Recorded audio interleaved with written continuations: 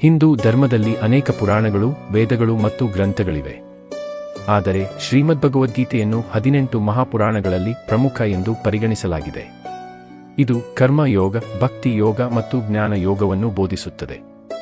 ಆದ್ದರಿಂದಲೇ ಗೀತೆಯನ್ನು ಪಠಿಸುವವನಿಗೆ ಜೀವನದ ತೊಂದರೆಗಳಿಂದ ಮುಕ್ತಿ ದೊರೆಯುತ್ತದೆ ಎಂದು ಹೇಳಲಾಗುತ್ತದೆ. ಅಲ್ಲದೆ ಜಯಂತಿ ಆಚರಿಸುವ ಏಕೈಕ ಗ್ರಂಥ ಇದಾಗಿದೆ. ಶ್ರೀಮದ್ಭಾಗವತವು ಮಹಾಭಾರತದ ಒಂದು ಭಾಗ ಮಾತ್ರ. ಕುರುಕ್ಷೇತ್ರದಲ್ಲಿ ಕೌರವರು ಮತ್ತು ಪಾಂಡವರ ನಡುವೆ ಮಹಾಭಾರತದ ಯುದ್ಧವು ನಡೆದಾಗ ಅರ್ಜುನನು ಕೌರವರ ಸೈನ್ಯವನ್ನು ನೋಡಿ ದುಃಖಿತನಾದನು. ಆಗ ಶ್ರೀಕೃಷ್ಣನು ಅರ್ಜುನನಿಗೆ ಗೀತೆಯನ್ನು ಉಪದೇಶಿಸಿದನು. ಈ ದಿನವು ಮಾರ್ಗಶೀರ್ಷ ಮಾಸದ ಶುಕ್ಲ ಪಕ್ಷದ ಏಕಾದಶಿ ದಿನ ಎಂದು ಹೇಳಲಾಗುತ್ತದೆ. ಅದಕ್ಕಾಗಿಯೇ ಪ್ರತಿ ವರ್ಷ ಇದೇ ದಿನಾಂಕದಂದು ಗೀತಾ ಜಯಂತಿಯನ್ನು ಆಚರಿಸಲಾಗುತ್ತದೆ.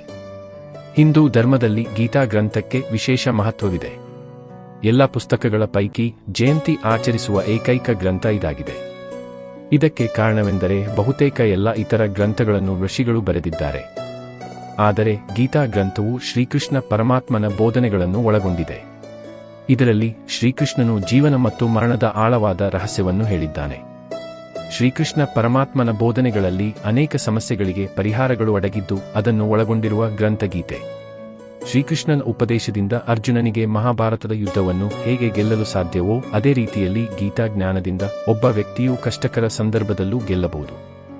ಸರ್ವರಿಗೂ ಪರಮ ಪವಿತ್ರವಾದ ಧರ್ಮಗ್ರಂಥ ಭಗವದ್ಗೀತಾ. ಇದರ ಜನ್ಮದಿನಕ್ಕೆ ಗೀತಾ ಜಯಂತಿ ಎಂದು ಕರೆಯುತ್ತಾರೆ.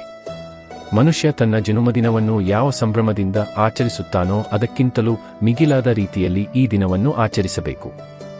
ಏಕೆಂದರೆ ಇದನ್ನು ನಾವು ಯಾವ ಮನಸ್ಸಿಂದ ಅಧ್ಯಯನ ಮಾಡುತ್ತೇವೋ ಅದೇ ರೀತಿಯ ಸಾಫಲ್ಯವನ್ನು ನೀಡುತ್ತದೆ. ಇದೊಂದು ಅಧ್ಯಾತ್ಮ ಗ್ರಂಥ ಹೇಗೋ ಅದಕ್ಕಿಂತಲೂ ವೈಜ್ಞಾನಿಕ ಗ್ರಂಥವೆಂಬುದು ಅಷ್ಟೇ ಸತ್ಯ. ಜೀವಿಗಳ ಕರ್ತವ್ಯ, ಅಣುಪರಮಾಣುಗಳ ಸ್ವರೂಪದಂತಹ ಮಹಾಸತ್ಯ, ಭಕ್ತಿ ಎಂಬ ಚಿಂತನೆ, ಸೋಲ ಗೆಲುವಿನ ಸಮತೋಲನ ವಿಧಿ, ಆಹಾರ ವಿಹಾರಗಳ ವ್ಯವಸ್ಥೆಯ ಪರಿಕಲ್ಪನೆ, ದ್ವೈತ ಅದ್ವೈತ ವಿಶಿಷ್ಟಾದ್ವೈತಗಳ ಮೇಲನ ಜ್ಞಾನ, ವಿಜ್ಞಾನಗಳ ಅಗರ ನಿರ್ವಹಣಾ ಕೌಶಲ ಇತ್ಯಾದಿ ಹಲವಾರು ಅಂಶಗಳಿಗೆ ಒಂದೇ ಉತ್ತರ ಕೊಡುವುದಾದರೆ ಅದು ಭಗವದ್ಗೀತೆ ಒಂದೇ. ಇದನ್ನು ಅಭ್ಯಸಿಸಿದ ಪ್ರತಿಯೊಬ್ಬ ಸಾತ್ವಿಕನು ಇದು ವ್ಯರ್ಥವೆಂದು ಹೇಳಿದ್ದಿಲ್ಲ. ಋಷಿ ಮುನಿಗಳ ವಿಚಾರ ಬಿಟ್ಟು ಹೇಳುವುದಾದರೂ ಮಹಾತ್ಮ ಗಾಂಧಿಯವರು, ಸಂವಿಧಾನ ಶಿಲ್ಪಿಗಳು, ಡಿ.ವಿ.ಜಿ. ಕಾರಂತರು, ಕಲಾಂ ಇವರೆಲ್ಲರೂ ಇದರ ಮಹತ್ವವನ್ನು ತಾತ್ವಿಕವಾಗಿ ವಿಮರ್ಶಿಸಿ ಅನುಭವ ಪಡೆದವರೇ ಆಗಿದ್ದಾರೆ.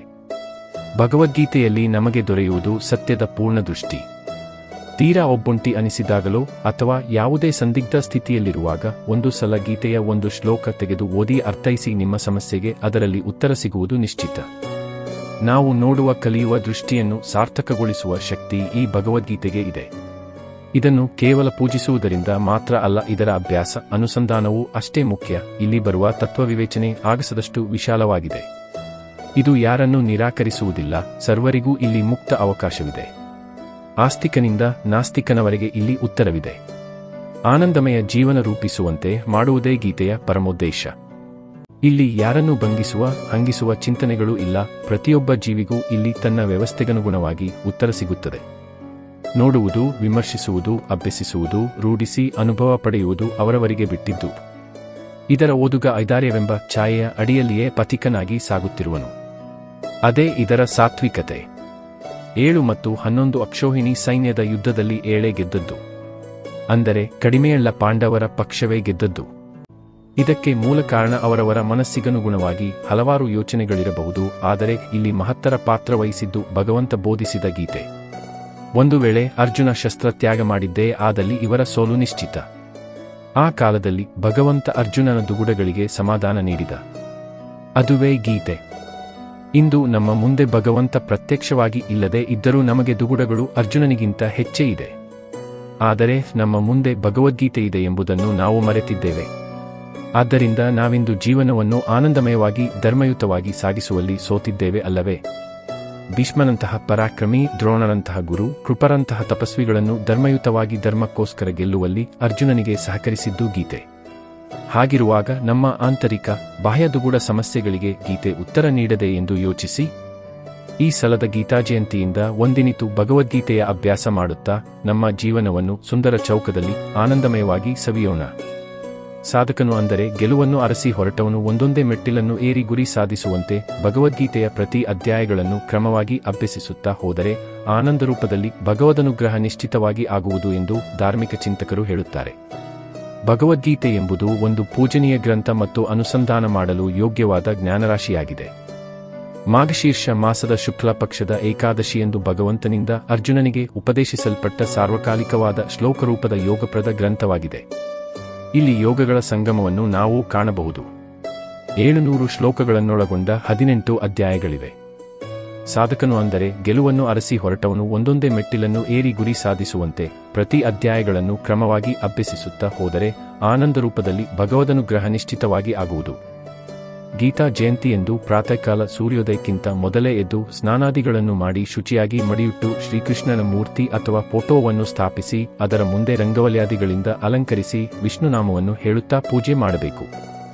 ಈ ದಿನ ಏಕಾದಶಿ ಆದ್ದರಿಂದ ದೇವರಿಗೆ ಭಕ್ಷ್ಯ ನೈವೇದ್ಯ ಮಾಡುವಂತಿಲ್ಲ ಮತ್ತು ನಾವು ತಿನ್ನದಿದ್ದರೆ ಉತ್ತಮ. ಅರ್ಥಾತ್ ದೇವರಿಗೆ ಹಣ್ಣು ಮಾತ್ರ ನೈವೇದ್ಯ ಮಾಡಿರಿ. ಹಾಗೆಯೇ ಸಾಧ್ಯವಾದ ಮಟ್ಟಿಗೆ ಉಪವಾಸ, ಕಷ್ಟವಾದಲ್ಲಿ ಫಲಾಹಾರವನ್ನು ಮಾಡಬೇಕು. ಊಟಾದಿಗಳನ್ನು ಬಿಟ್ಟರೆ ಅತ್ಯುತ್ತಮ. ಗೀತೆಯನ್ನು 3 ವಿಭಾಗ ಮಾಡಿ ಪಾರಾಯಣ ಮಾಡಬೇಕು. ಆದಿ 1ರಿಂದ 6ನೆಯ ಅಧ್ಯಾಯದ ಕೊನೆಯ ತನಕ ಬೆಳಗ್ಗೆ ಪಾರಾಯಣ ಮಾಡಬೇಕು. ತದನಂತರ ಮಧ್ಯ 7ನೆಯ ಅಧ್ಯಾಯದಿಂದ 12ನೆಯ ಅಧ್ಯಾಯದ ಕೊನೆಯ ತನಕ ಮಧ್ಯಾಹ್ನ ಪಾರಾಯಣ ಮಾಡಬೇಕು. ಕೊನೆಯದಾಗಿ 13ನೆಯ ಅಧ್ಯಾಯದಿಂದ 18ನೆಯ ಅಧ್ಯಾಯದವರೆಗೆ ಸಾಯಂಕಾಲ ಪಾರಾಯಣ ಮಾಡಿರಿ. ಸಮಯದ ಅಡಚಣೆ ಇದ್ದಲ್ಲಿ ಆದಿ ಮಧ್ಯವನ್ನು ಬೆಳಗ್ಗೆ ಮಾಡಿ ಸಾಯಂಕಾಲ ಮಾಡುವ ಕ್ರಮವೂ ಇದೆ. ಆಸ್ತಿಕ ಮತಿಯುಳ್ಳವನು ಕನಿಷ್ಠ 1 ಅಧ್ಯಾಯವನ್ನಾದರೂ ಪಾರಾಯಣ ಈ ದಿನದಂದು ಮಾಡಿದರೆ ಉತ್ತಮ. ಮನುಷ್ಯ ಜೀವನದ ಉದ್ದೇಶ ಹಲವಿರಬಹುದು. ಆದರೆ ಪ್ರತಿ ಜೀವಿಯೂ ನೆಮ್ಮದಿಯ ಬದುಕನ್ನು ಅರಸುತ್ತಿರುತ್ತಾರೆ. ಆ ಜೀವನ ಈ ಗೀತೆಯ ಅನುಸಂಧಾನದಿಂದ ಸುಲಭವಾಗಿ ಲಭ್ಯವಾಗುತ್ತದೆ. ಅದರ ಆರಂಭಕ್ಕೆ ಪುಣ್ಯಕಾಲ ಈ ಗೀತಾ ಜಯಂತಿ. ಶ್ರೀಕೃಷ್ಣನನ್ನು ನಂಬಿದವರಿಗೆ ಹಾಗೆಯೇ ಗೀತೆಯನ್ನು ಓದಿ ಅನುಸಂಧಾನ ಮಾಡಿದವರಿಗೆ ಎಂದೂ ಸೋಲಾಗಿದ್ದು ಇಲ್ಲ. ಅದೆಷ್ಟೋ ಸಮಯವನ್ನು ವ್ಯರ್ಥ ಮಾಡುತ್ತಿರುತ್ತೇವೆ ನಾವು. ಈ ಸಲದ ಗೀತಾ ಜಯಂತಿಯಿಂದ ಆದರೂ ಭಗವದ್ಗೀತಾ ಪಾಠಕರಾಗಿ ಜನರನ್ನು ಮತ್ತು ಜಗತ್ತನ್ನು ಗೆಲ್ಲುವ ಕಲೆಯನ್ನು ಬೆಳೆಸೋಣ. ಈ ವಿಡಿಯೋದಲ್ಲಿ ಎಲ್ಲಾ ಮಾಹಿತಿಯು ಜ್ಞಾನದ ಉದ್ದೇಶವಾಗಿದೆ. ಈ ವಿಡಿಯೋ ಇಷ್ಟವಾದಲ್ಲಿ ಲೈಕ್ ಮಾಡಿ, ಶೇರ್ ಮಾಡಿ ಮತ್ತು ಈ ಚಾನೆಲ್ ಅನ್ನು ಸಬ್ಸ್ಕ್ರೈಬ್ ಮಾಡಿ. ಧನ್ಯವಾದ.